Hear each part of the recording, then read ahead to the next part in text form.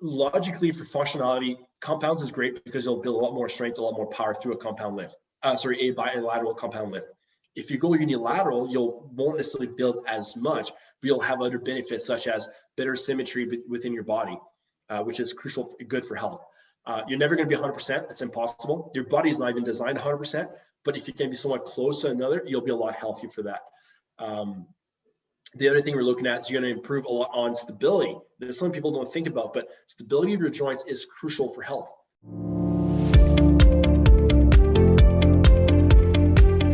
Learn to perform. Practical lessons so that you can immediately learn to optimize your health, happiness, and performance.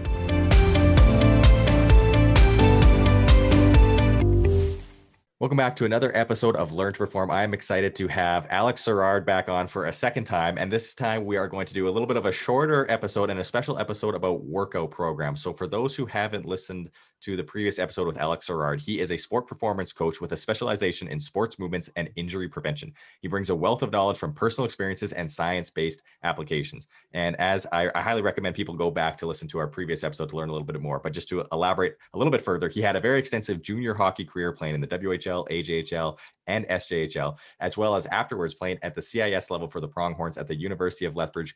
And there he graduated with a degree in kinesiology. So he has a lot of specialty in sports training, movement patterns, and has developed a brand, EVO Athletics, and works very, very closely with athletes of different sports and has built up a great rapport with all of them. So today specifically though, Alex, last time we talked about a lot of different topics related to training, optimizing your performance in the gym, and injury prevention, functional movements, a ton of different things. In this one, I want us to talk a little bit more about just building a program and from a very general level of how someone can go about building a specific training program. And we're going to get into that. So if anyone is interested in EVO Athletics and a ton of great information, I highly recommend you check out the other podcast. But Alex, how are you doing now? And are you ready to dive into a little bit of a different topic? Yeah, no, super excited. I think it's a fun topic to go on. Hopefully we can help a lot of people here get an idea of how to build a better program for themselves. Yeah. And you know what, I'm going to be taking notes because right now I don't have a very clear-cut program. Between the pandemic and traveling, I've kind of fallen apart on my structure. So I'm in the process of looking to build my own program. And so this is going to be great. So that'll help me guide with some questions. But really, this is for anyone that is trying to build a training program. And we're going to get into this, but it could be from anything from training for a specific sport to training for health, training for life. We're talking about just in general, you want to build a training program. How do you do it? So we're going to start off big and then go small. And I'd love to ask you, what's the first place we need to start? So you got to figure out, okay, why am I training? What do I want to achieve my training? So if I pick myself, obviously I'm a strength coach. I want to be just as good a shape as my athletes, but I also still play hockey. So I'm going to look more on the athletic side. But if I were just typical guy, maybe going to school or work, I may want to look more so on a health basis. So I got to figure out what my goal is. That's number one. So Brandon, what would be your goal? What would you want to train for right now? You know what, right now, I would actually probably split it into two sub goals is what I think I would do. My number one priority, maybe like a 60-40 split. That's kind of just arbitrary numbers, but number one would be health and something that I want longevity. I want to be able to live as long as possible. And in a lot of the research I've done and from a lot of the experts that I've listened to, health and your overall fitness level correlates really well with aging and with longevity. And that includes having muscle built up, having cardiovascular health. So I'm looking at overall health. And a big part of that for me, which for people who are interested, let's go back to the previous episode with you, which I highly recommend people listen to, is I want to live a high quality of life for a long period of time. And I want to be able to do all the things I love to do. I love playing sports. I love hiking. I love being active. So for me, an important aspect of that health is mobility, injury prevention. I want to feel good and move good and have a properly functioning body. So not specific for any sport, but in general, number one, health. And then number two, because I am superficial, I want to look better. So right now I'm on the leaner side. I would like to build more mass, which is something that I've never really been a big guy. So, obviously I'd like to have a nice shredded six pack, all that good stuff, but I would like to build more muscle mass. So that's going to be my 1-2 punch for this example is going to be number one, health and longevity and functional movement. I guess you could all kind of group that together. And then number two is going to be aesthetic. That's awesome. That's an awesome goal too, because now you can incorporate so many different factors into your workout. You can look at strength, power, all things will be really functional for you in your life and everyday life. Whether it's being active or simply just going through your regular routine of what it is, because it's weird, but to go up the stairs, you need strength and power. So if you don't have that in your legs, you can't go up the stairs or go downstairs. So no, those are all things that needs to be applied and can be definitely improved in the gym. There's tons of stuff we can do in the gym that can apply to that. But now we have your goal. We know where you want to go. You have your goal. Okay, what do you want to work out? That's what you want to work out for.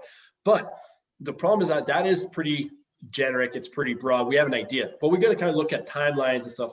The nice thing is if we're going to look at the health component, then we can look at that as a lifestyle. That's nice. We can do it on a daily basis, everything.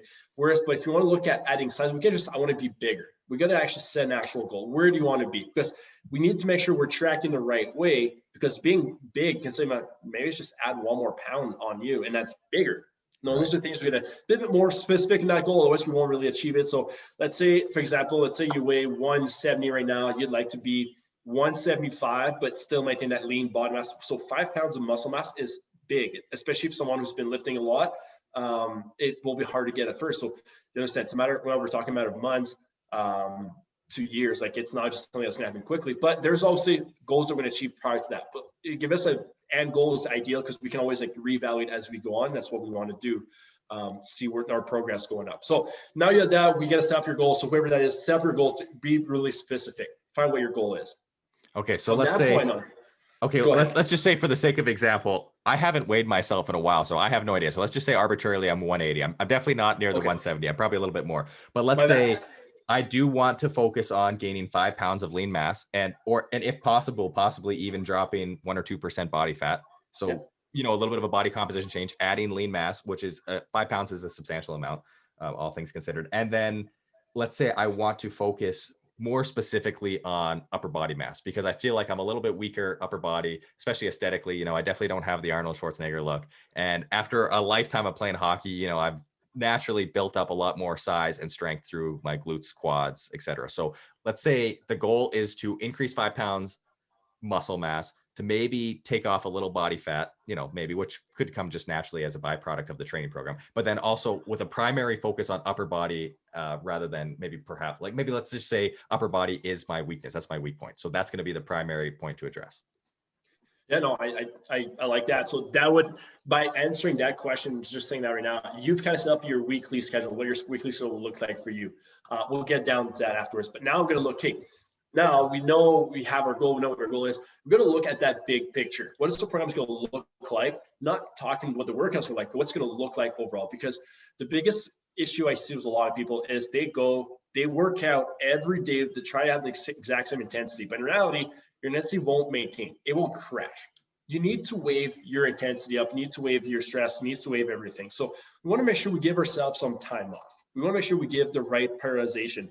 The nice thing is, because you don't necessarily have a deadline in your case, we can have longer period of adaptation. So we can go from 4 to 6 week programs. Whereas if we had a timeline, we want to keep that, from 3 to 4, depends on what we have for time. So this is a nice thing. So now we're going to look at, how many segments I'm going to break this in. Let's say you want to give yourself, we're going to give you a timeline this time, but say you want to give yourself, or you'd like to achieve your goal, because if you can give a date, it's better because you can be more accountable. By Christmas, for example. So that gives X amount of time from that point. Okay, now how can we break this down? How many phases we're going to have? We need some breaks in there. So let's say we only do segments of 6 weeks. Then let's break this down. We'll know exactly when our breaks are going to be. And by breaks, I don't mean a complete stoppage. Okay? You can just change how you do. Maybe like you still work out, but you're going to class instead. You go try a spin class. You go try a bear class, a Pilates, whatever. You just try something else out of your routine. And you do less frequently. So you don't go, say, 5 times, 6 times a week, you go 3 times. You can go for a hike, you can go play outside. If it's nice, go outside. Like, those are things. They're called active rest week. We're not stopping, but we're deloading our body. We're allowing our body to recover. That's also another option, deload weeks, where maybe you do 6 weeks, but week 6 is lighter than the week number 1. So now you're doing the same workout, you're still working, but you're not stressing out your body as much as you have for the past few weeks. So those are things we can look at. So now looking at that, we know we have a kind of a bit of an idea for timeline. We look at our segments, we know what we have. Let's say that gives us 4 segments of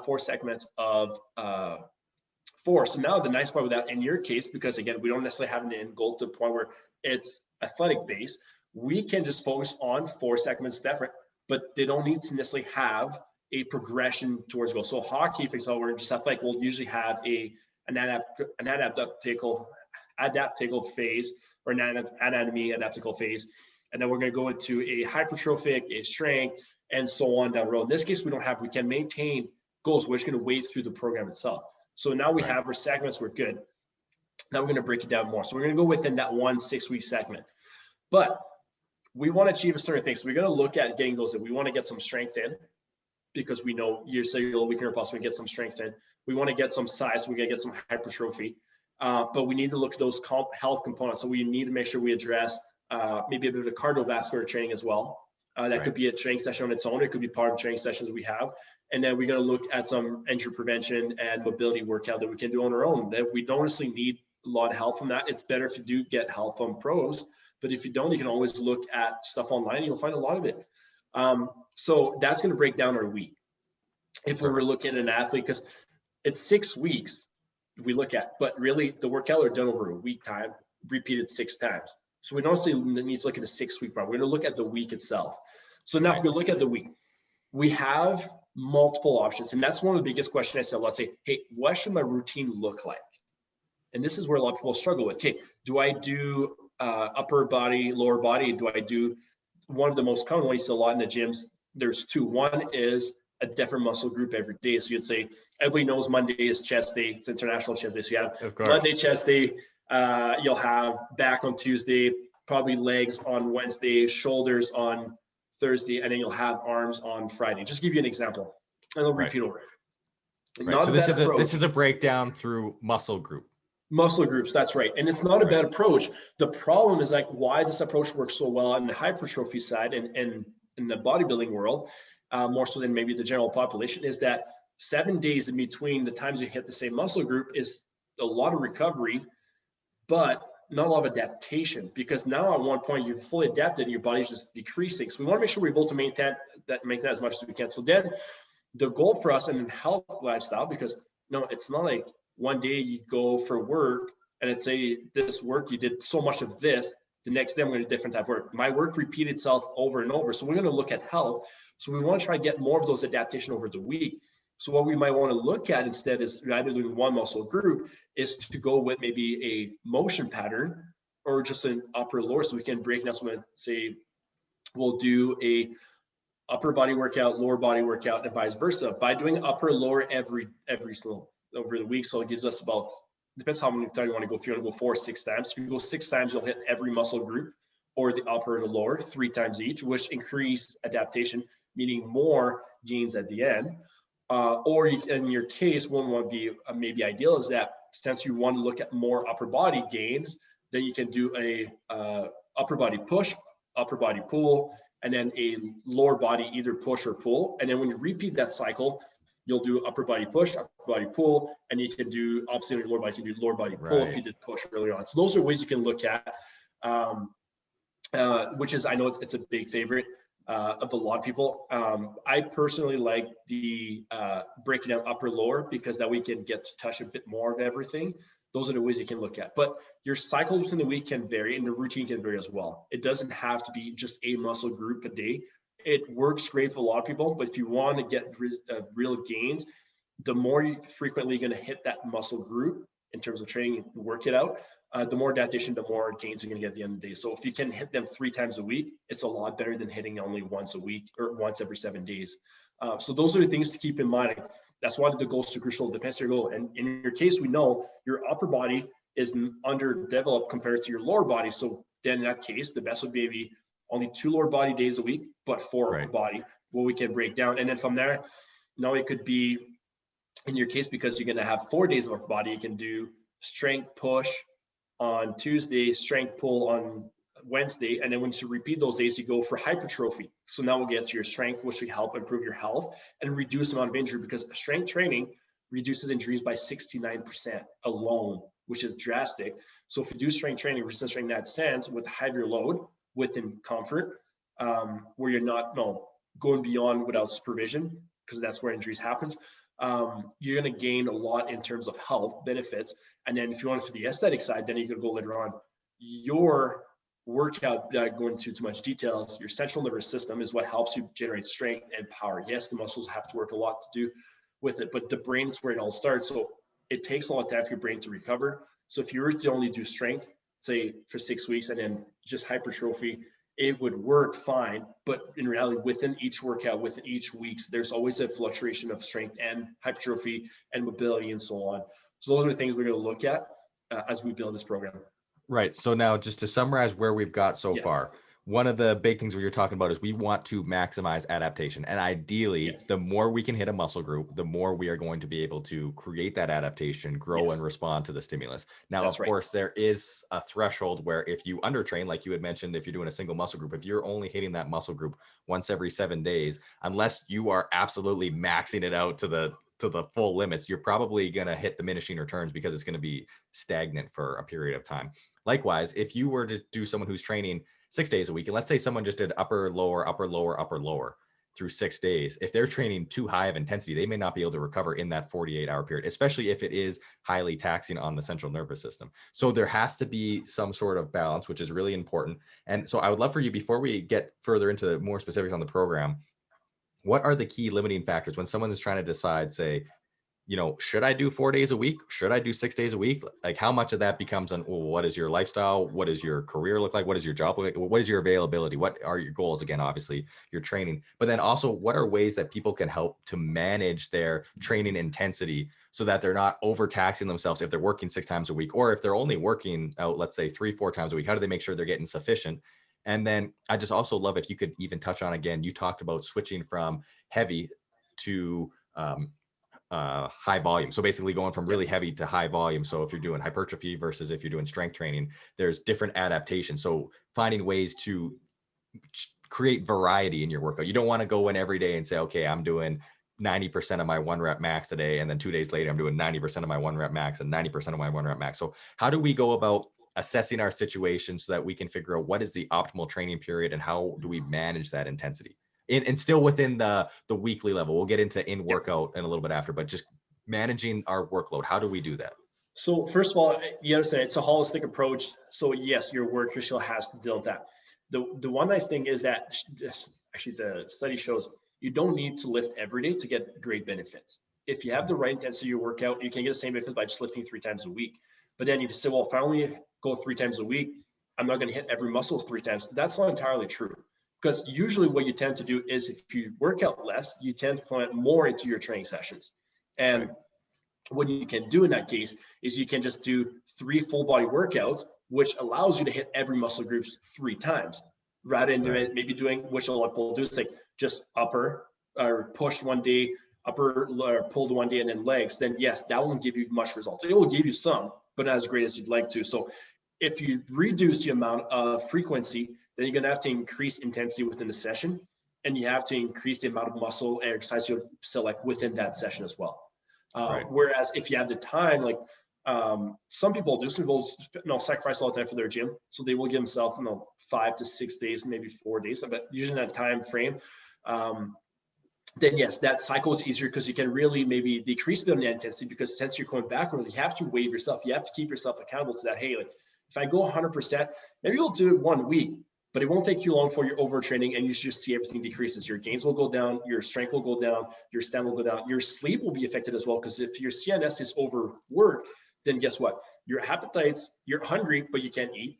Your brain is in overdrive. So now you have vivid dreams and you're more active, but you have a hard time falling asleep. And once you are asleep, you're not fully recovered because your brain is too active. So those are things that keep in mind.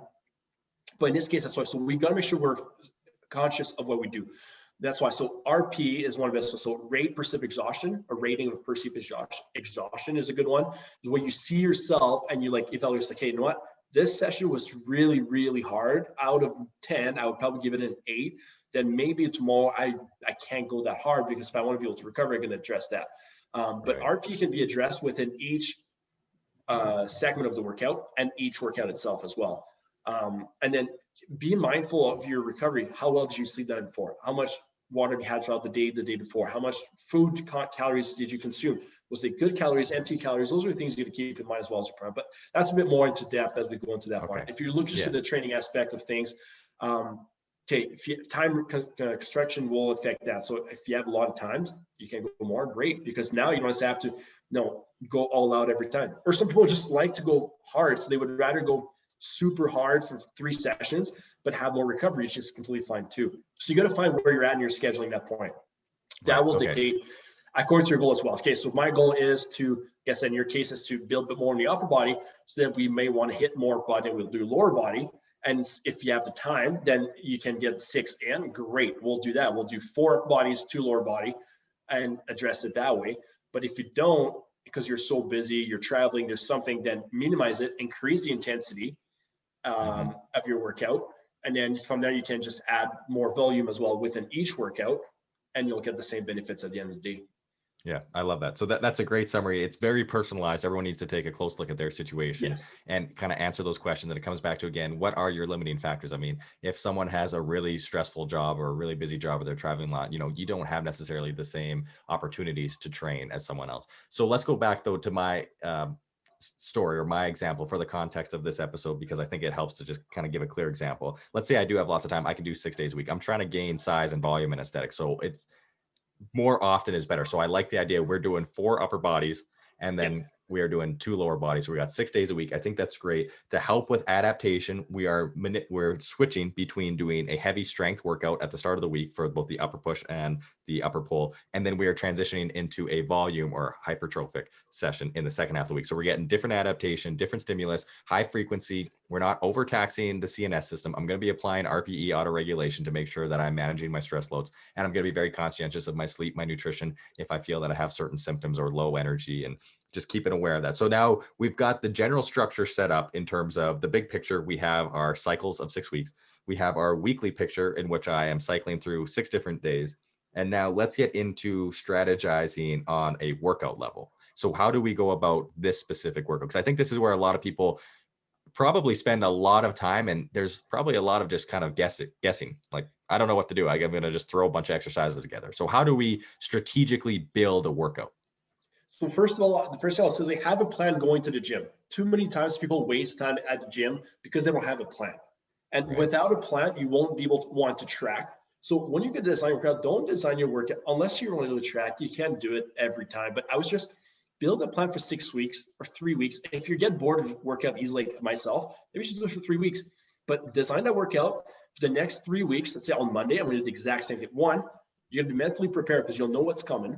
So be dialed in, be better. You won't waste any time in the gym, especially if your time constraint is an issue for you. Or right now, like when gyms are open, sometimes you're maxed at 60 minutes in the gym. So you don't have time to waste. Okay, what am I going to do today? So you're going to get going. You have an idea. So build your plan prior to. That's number one. Second thing from there, and this is why I want you to build a plan, is because we're going to apply what's called progressive loading. Progressive loading can be applied within the session, or it can be applied from the weekly basis. So what progressive loading is we gradually increase our weight or our reps, or diminishes our rest time and so on. Those are ways that will affect our stimulus. One of the best ways to use, especially in your case, going for a strength and hypertrophy, is let's say you build up your plan, and then your primary, because we're doing strength, is say 3 to 5 reps. Okay, 4 sets of 3 to 5. 5 is one you'd like to achieve, but 3 is a passing grade because heavy strength, you could do pure strength is just 1 rep. But you still want to lift somewhat heavy, you want to get some reps. We'll still look at some size as well. So we'll go 3 to 5. Set number 1, you do 5, number 2, do 5, number 3, do 4, and then number 4, do 3. Guess what? You pass because your passing grade is 3. So that means the following week, let's say you're a strong guy, you're squatting 400 pounds. Next week, using maybe 405. Okay. So that's the idea. So every week, if you're able to achieve the right numbers, you want to add more weight. That will create adaptation because your body has to adapt to the next stimulus you're going to create, which is that wait time. But if you aren't unable to pass, which is a failure, and by the way, failure in the gym is a good thing. In the right setting, it's a good thing. So in this case, let's say your last set, you only get 1 rep. It's a failure according to what we're looking for. To the program that has been that we've created, exactly. Right? So the following week, we would use the exact same weight, no progression to this one, but that will still happen because the next time around you might do 5, 5, 5, 5, 5. So you have adapted already. So that's an adaptation. Right. That and then it's once you hit that threshold, that's when you can increase the weight for the following week. So just a really quick interruption. how important is it to log your workouts and to be very conscientious and say, I'm writing down specific weights, specific reps, so that I can review my log, whether it's handwritten or it's in your phone, whatever you want to use. And you can come back the next week and say, oh, last week was 555 at 400, instead of just guessing like, oh, I don't know, I've had a few plates on there and I think I did fewer reps. Like, how important is logging those numbers to reference? It's crucial. It's everything. It's how you track. If you're not gonna test yourself, you'll never know if you're actually progressing moving forward. And like you said, like, adaptation is level the threshold. You need that threshold. So if you don't know where your threshold is, if you don't track it, you'll never know where it's actually at. Because if you only go, which a lot of people do, they'll go into RPE, meaning they're gonna use, again, today I feel like I'm at 80% of my capacity. I'm gonna lift 80% of my weights, or what I feel like it's heavy for me, which is fine. You'll get something out of it, but you'll never fully move forward. You'll improve so slowly. If you really want to get the change and everything happens, you got to track everything. The more you track, one, the more accountable you're going to be. Second, you'll see the progress. So it keeps you motivated. It's like, wow, I did this 3 weeks ago. Look where I'm at right now. So that has a motivation factor in there, but it also makes sure you are on the right path. And then sometimes you see a plateau, like, what? I'm no longer adapting. Then, okay, you know something needs to change. So there's so much more to use. It's not just like looking where we're going, where we've been. It's also tracking your results in the sense where, okay, you know what? I've been doing this for a long period of time. Maybe I need to recover because I'm hitting a plateau. I haven't been able to go up. My adaptation is no longer happening. So that will also give you ideas, feedbacks on what is happening within your body, and allows you to make sure you get the right progression and the right progress towards where you're trying to achieve. So it's crucial. It's such an underlooked aspect. Too many people just go into the gym, just lift, don't keep track of everything. Yes, you get great benefits out of that naturally, because especially if you're sedentary usually, but they'll never be as good as if you're tracking everything. Right. Okay. So I cut you off there while you were still talking about designing the daily workout. So that was a great summary. So now we're going back to this idea. We are building a workout based on progressive overload. And you had said that we can do that throughout a single session or also throughout the week. That's where you were going. So now what is the next thing that we need to consider while we're building these workouts? So you got to look at the format of the workout itself, because you don't just want to walk in the gym and start lifting heavy weights. Because like a subpar warm-up, there's multiple reasons, but just this one is my favorite. A subpar warm-up, we'll call a subpar workout. We're going to the gym, not just lift weight. Maybe some of that's what it is, but we're going to the gym because we just want to attain something. We're training. We're not working out. We're training. We have a goal in mind that we want to achieve.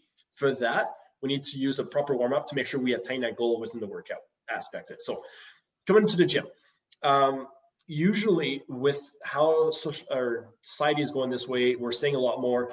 You might want to do something to get you out of that posture. Like posture work, mobility work is oftentimes addressed in part of the warm-up. That way doesn't see, because a lot of people just do mobility is really boring for a lot. So make that as your preparation for the warm-up. You'll get moving right away because mobility is not stretching. We're trying to move to a certain range of motion. So in this case, go in. You've been stuck in your desk all day. No, your chest's going to be tight. You're going to release it. So you do some mobility work to open up your shoulders, especially if you're doing upper body day. So that's what we're going to make. So look at mobilities. Again, this is more challenging if you don't know much about that. So that's why you can look at, social media has tons of good stuff. There's some good one. Just make sure if you look at those types of workout, look for someone that has credentials. Not only have they're educated, they have the degree, the certification for this. And I'm talking real certification, not the ones you can do on a weekend course. If you're not sure, just look for a degree, whether they have a master or PhD undergrad. Just make sure they have something to help you, because those guys will be good. I still love influencers out there that talk about it, but they don't actually show it well or talk about it well. So make sure you have the right credentials to whoever you're looking at. But yeah, mobility, and then from there, have a good warm up. What do you do? Dynamic diet warm up. My suggestion is always to go on a cardio machine. Data shows that you only need to do it for 6 minutes. That's it. Wow. But your RP needs to be at about 60-65%. So the effort that you're projecting, you should be able to hold a conversation, but you would need to have to catch your breath once in a while. But you should be able to hold a conversation.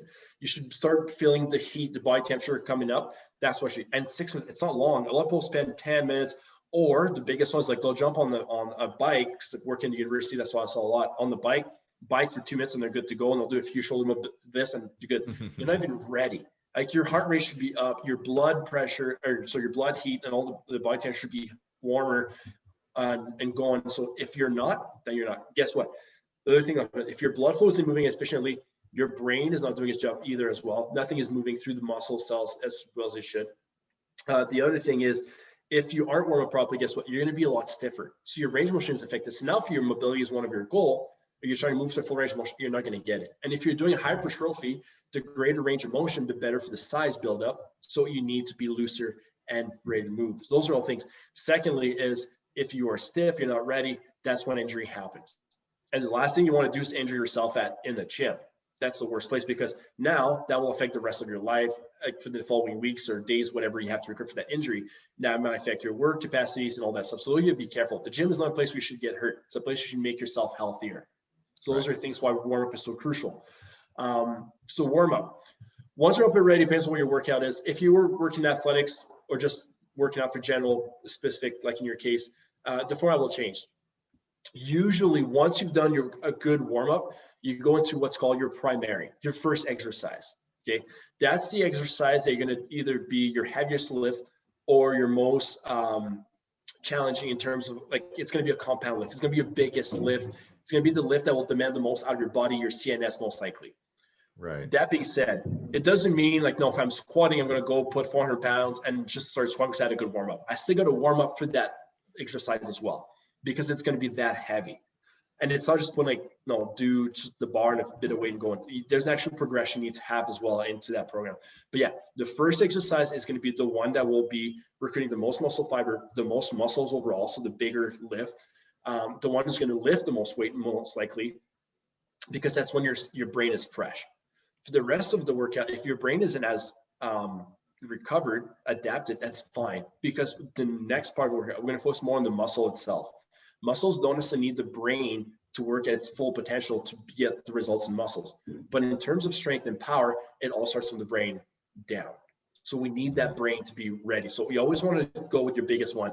And the biggest thing I see a lot in that is people tend to go, no, do a few exercises, especially isolation, and then they'll go into their big lift after, but they're already depleted. So that big lift will not be as efficient as if you had started with it.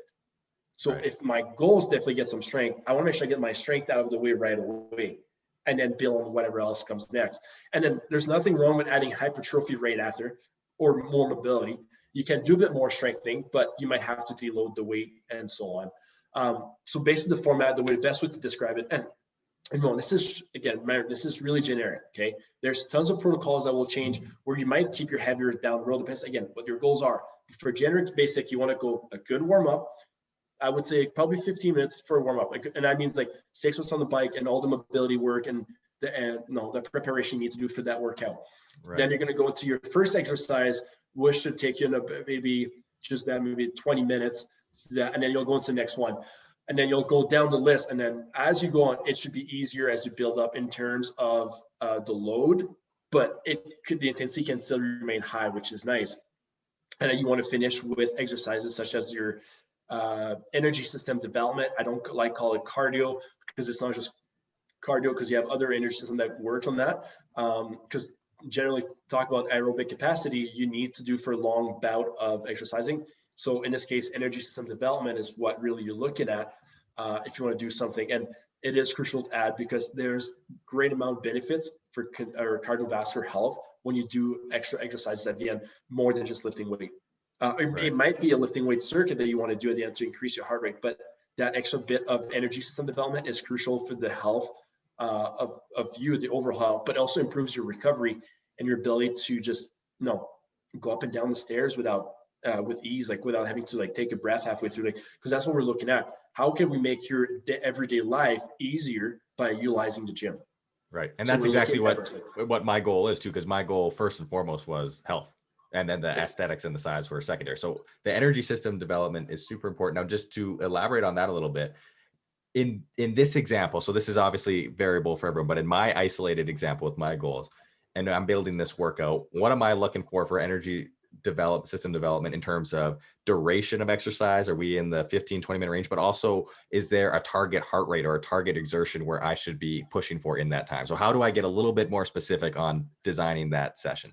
So that all comes down to what you want to achieve, what your goals are. Obviously, if your goal is just basic health, you don't need to go that high of an intensity. Okay, as long as you make your heart rate increase, so you have to actually get that cardiovascular system building, good.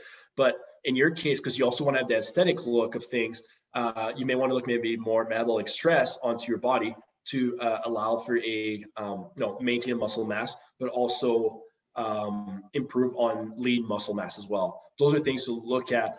That one is really hard to just keep it specific. If you want to keep it specific, maybe keep it within like a 10-minute range of low intensity, like cardio. Doesn't matter what it is, whether it's, you can just actually you can just go play, pick up basketball. It doesn't necessarily have to be on a boring treadmill. Especially if you're like a YMCA where they have like all the big facilities, you can just go play basketball after. Just be more active, get your heart rate up. That's the biggest one. But it all comes down to the goal again. Like in your case, if you're doing for health, you don't have to do it every day. There's great benefits if you do it every day. But it could be something as simple as just know, go do the Stairmasters for 5 minutes. It doesn't have to be a very long period of time.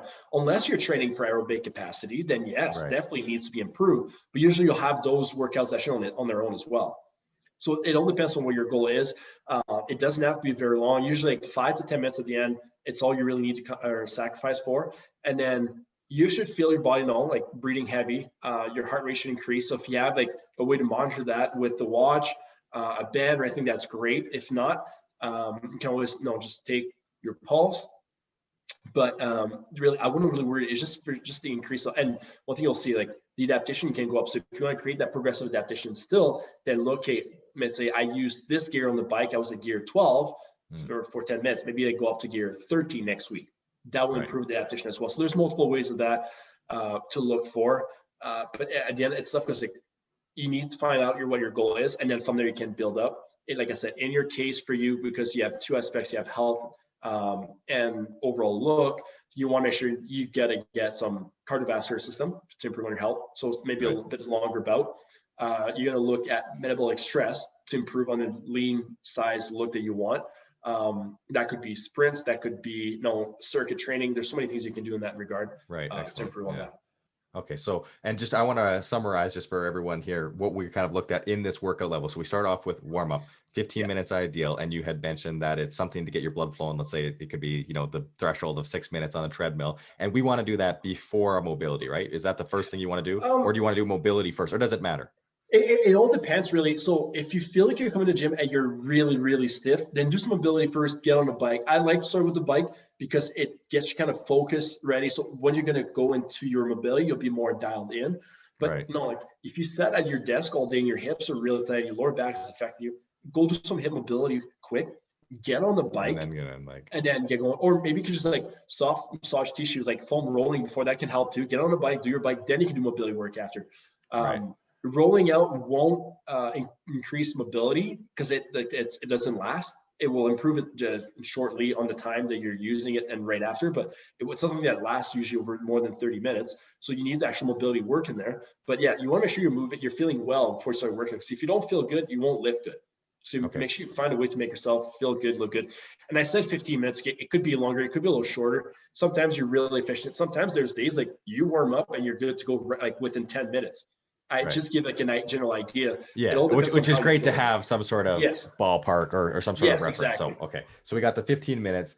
From there, we are going to go into our primary, but I just want to make a caveat, and this is something that we talked about off the mic as well. If you are training for something more specific, let's say you are an athlete, and I know you work with your specific athletes, before you get into the primary, you get into a lot of speed or functional training. And I would love for you, before I finish the summary, quickly overview, because there are some people that may be training for a specific sport. What does that look like? Why is it important? And how does that fit in?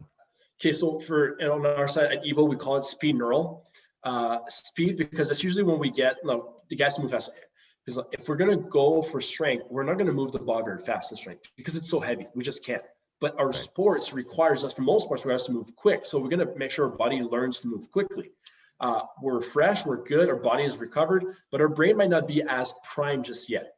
So we're going to do some explosive motion with low resistance, which won't tax the CNS, but will prime it for what comes next. So there's two options. It's almost like a second warm up for the brain, but it also primes the body and teaches the body to move a certain way.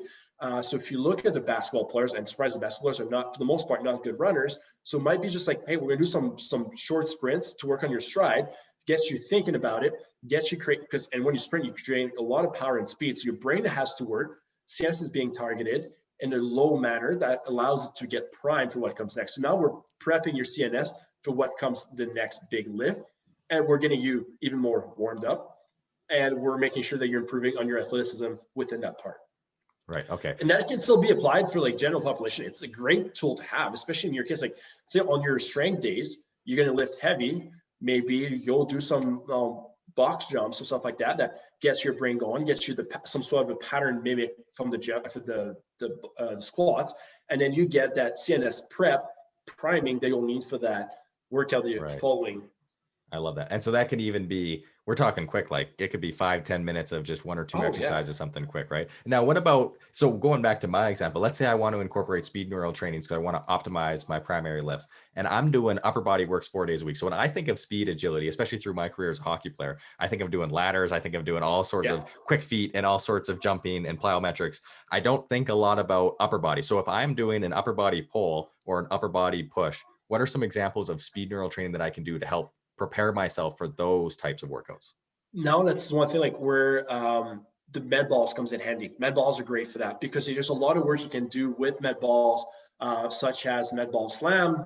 It's great for the back and the core. You can do single arm med ball tucks. You can do med ball pushes. There's so many things you can do. That's what you can. There's even bands and cables that come. There's tons of drills that you can do on there that can be applied.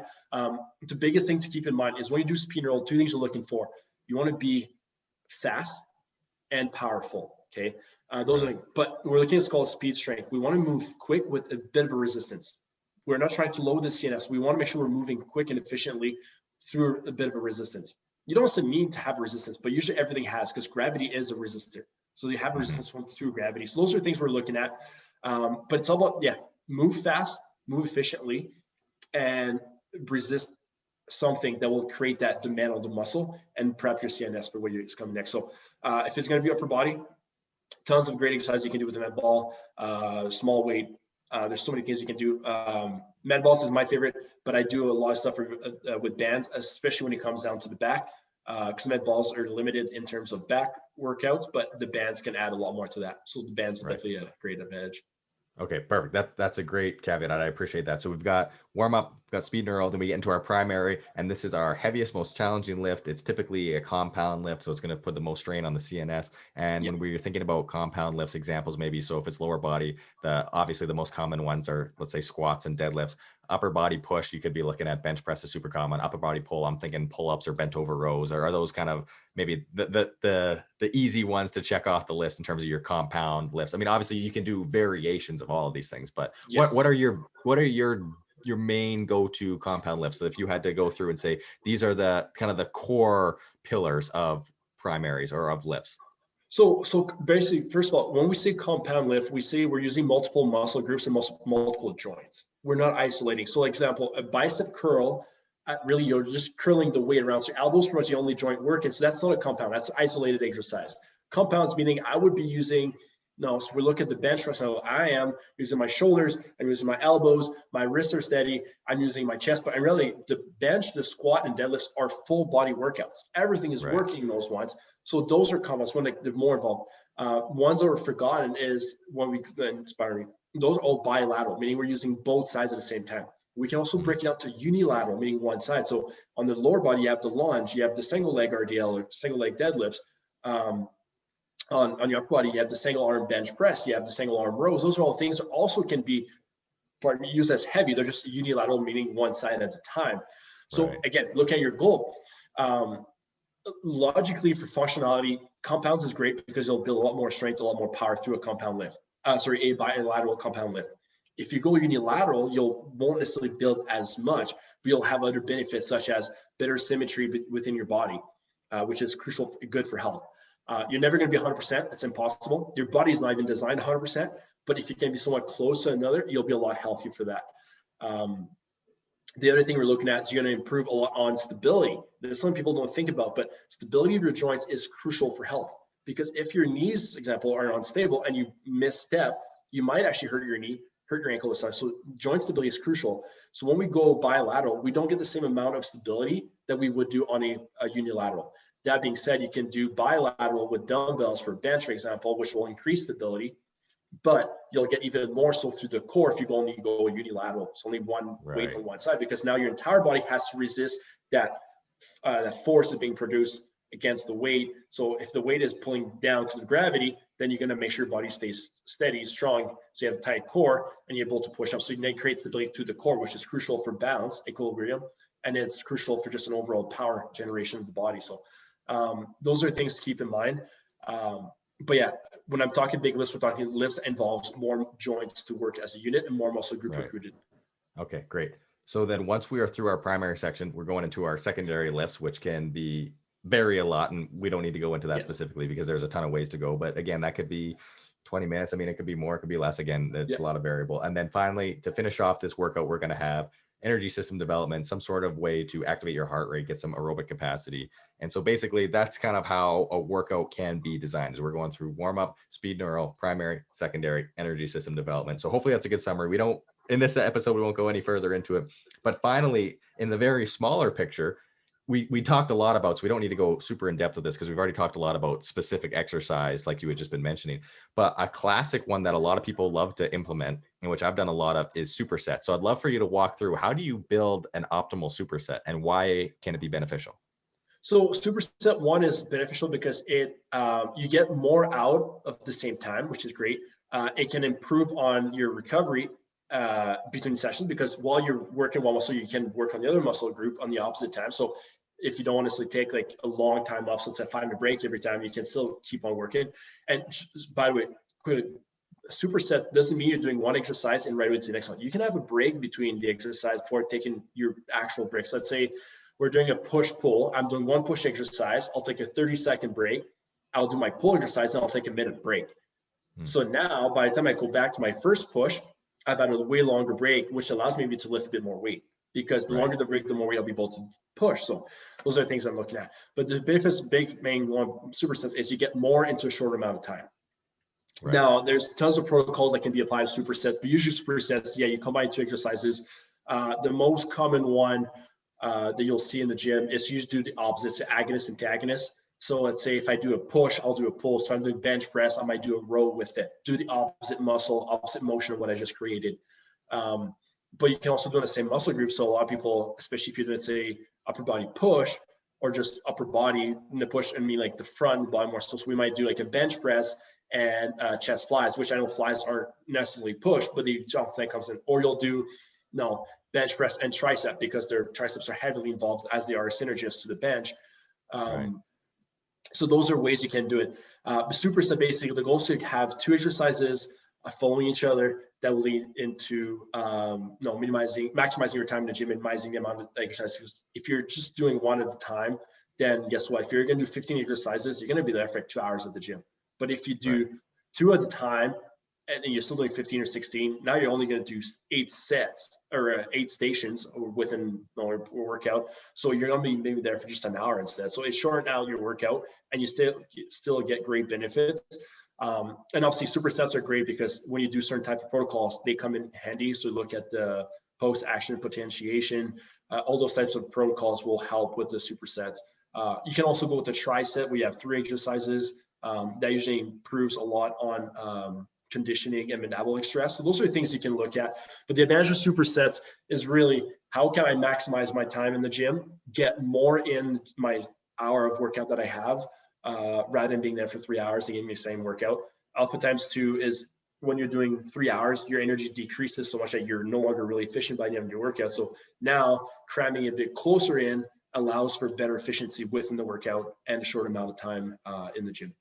Right. So a ton of benefits. And I love the example you used of synergistic muscles. So for example, if you're doing some sort of bench and then tricep, if that would be great on a day if I'm focused on hypertrophy and volume, because my goal is to try and load up. But now let's say if it was the start of the week and I'm focused on strength and I'm doing upper push one day and then I'm doing upper pull, I know it's the next day. So let's say I was doing some sort of push, some sort of bench press or variation, and I know tomorrow I'm going to be doing an upper pull. So how do I want to go about creating supersets so that I'm not going to compromise my workout tomorrow by, necessarily doubling up? Or the second day, if it's an upper pull day, I don't want to necessarily create a superset with a push if I just did a push yesterday. You know what I mean? Like, so how do I maybe be a little bit more strategic about that in the context of this example where I'm going upper push followed by an upper pull?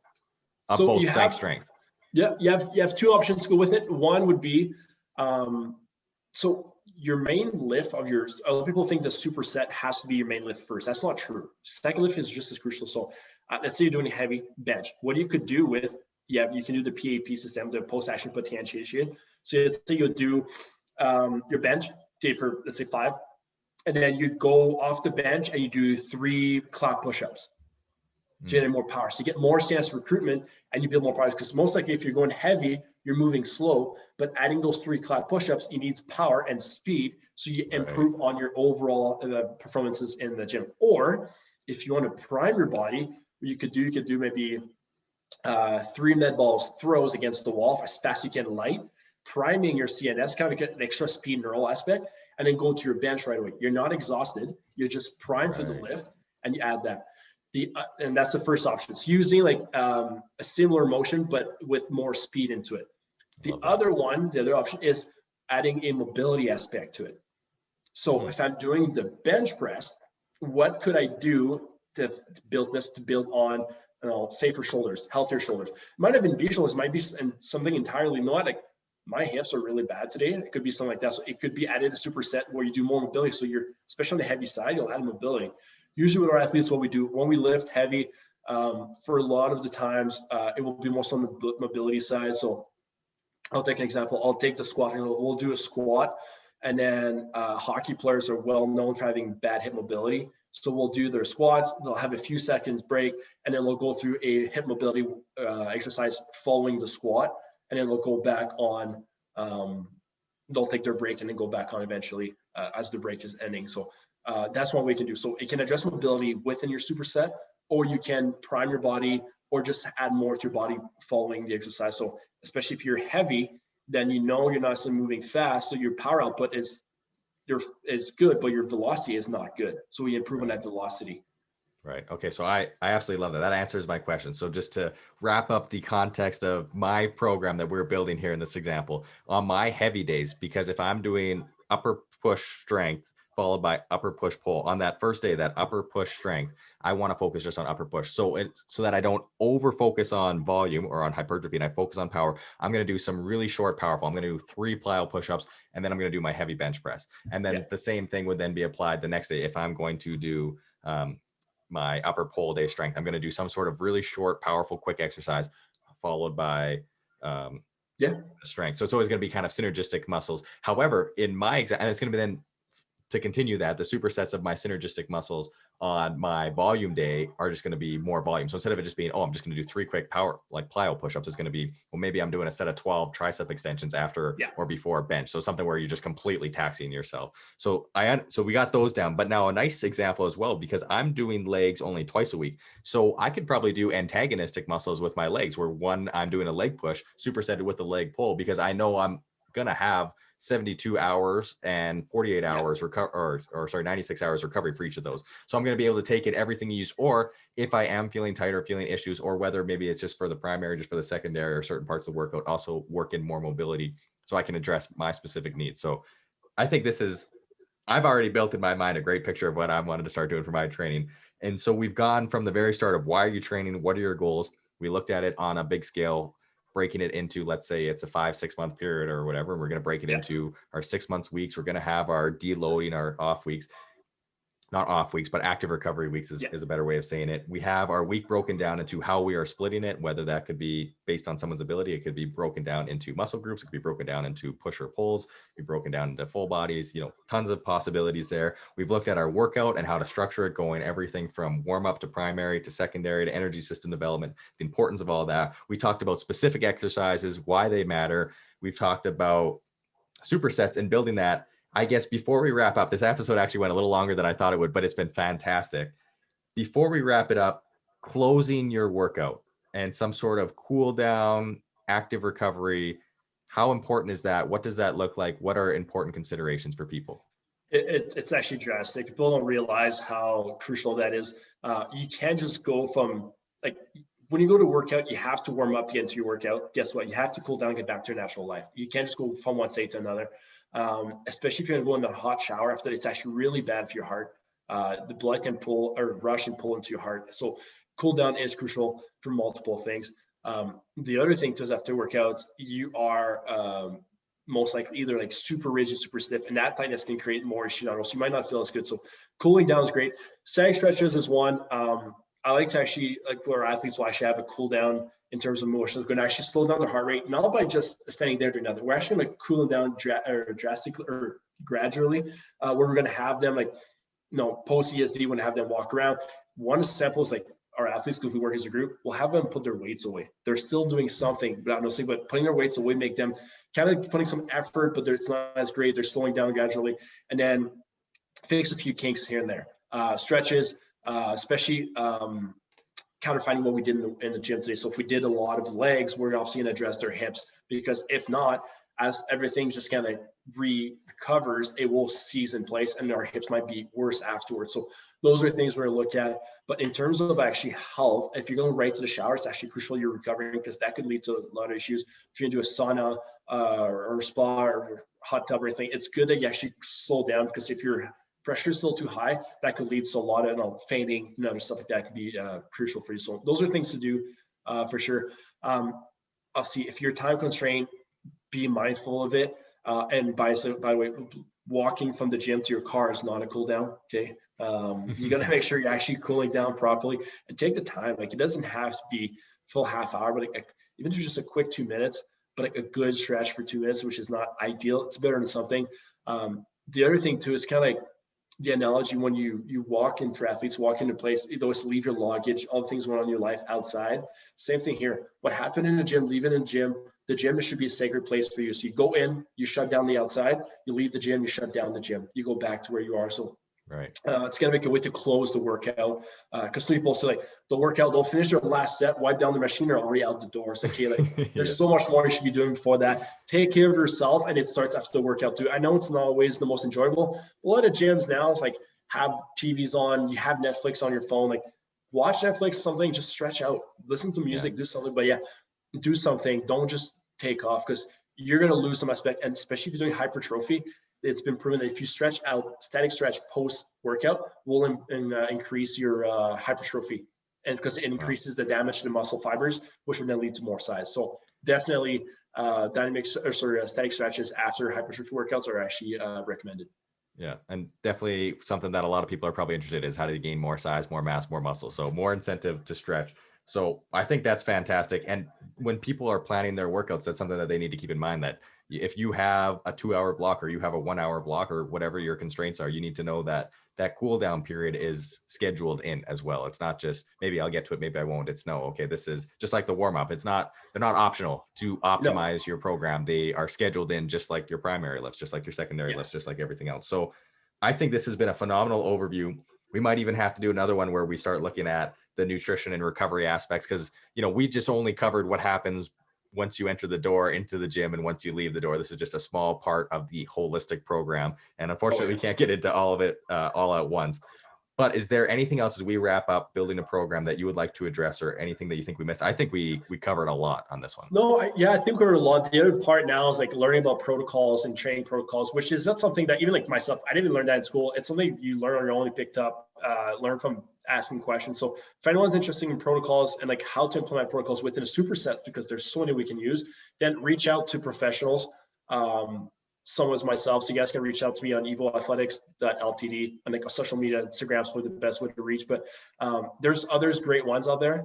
Some of them might charge you because they value their time and their effort they put into that.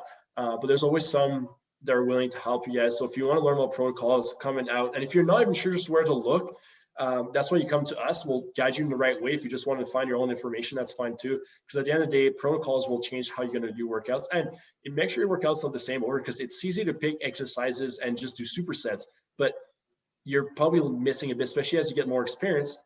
You want to implement more protocols that will change the way how you go through the workout, whether it's the 3-7, the 5-3-5, the wave, the clusters, the drop sets. Those are all protocols that can be implemented that make it a bit more challenging for some, a bit more fun. It changes from the typical routine than just lifting for, let's say, 3-5, 4-6, 10-12, whatever the ratios you're using.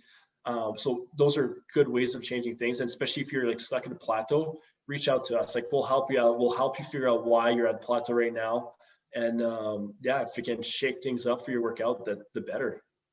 Yeah, no, that's awesome. So I will make sure to post your Instagram, your YouTube, your website. I know you've got a lot of different channels. We'll get everyone out there, but I highly recommend, Alex, you've been awesome. You have so much information. You're so passionate about it, and everyone can benefit from not just from listening to this episode, I think, but also from all of your content that you share on Instagram and on YouTube and through all your channels. And, so I encourage everyone that is curious, they listen to this and got some ideas, but they're just not quite sure, because this was just one kind of broad example we went through. How does it look a little more specific? You have some questions, reach out to Alex. He knows his stuff. He's awesome. And if you're looking for professional assistance as well, he's as good as it gets, especially for people that are local in the Lethbridge area. It's a little bit more accessible. I mean, in person is always a benefit, but there's definitely ways to navigate through virtual training. So thank you again, Alex, so much. I appreciate this. I'm glad that we've been able to do this again, and we'll just have to plan for, I guess, a third and maybe a fourth in the future on other topics.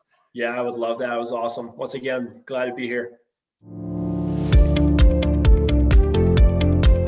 To discover more, this episode with all citations is available on the website, and you can also contact me on social media with any questions or comments. If you found this episode useful or think that it may help someone else, I encourage you to pass it along. Thank you all for joining me on this journey to lifelong health, happiness, and higher performance. And remember, always be grateful, love yourself, and serve others.